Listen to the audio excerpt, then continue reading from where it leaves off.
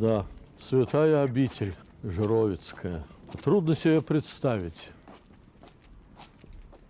Было, когда я впервые переступил порог этой святой обители. Все здесь было убого, внешне.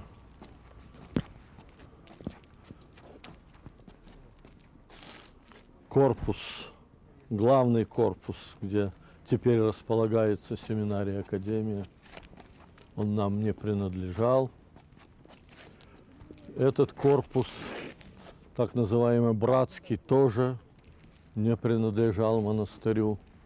Поэтому, конечно, было неуютно.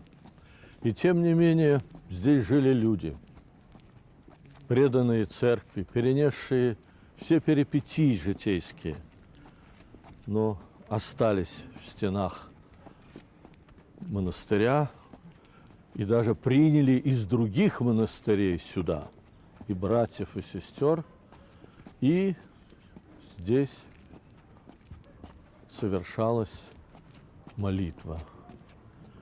Здесь молитва о мире всего мира, о благостоянии святых Божиих церквей, о спасении душ человеческих.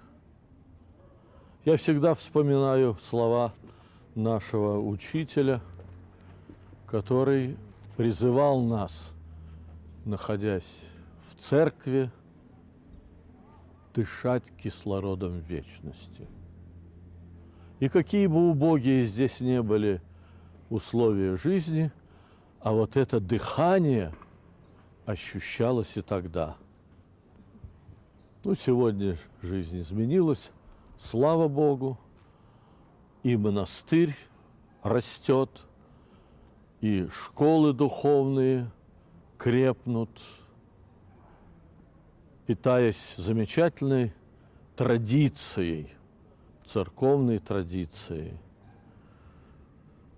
учеников и учителей, старцев и начинающих монахов. Эта традиция в церкви жива, важно только ее обрести, к ней подключиться и питаться этим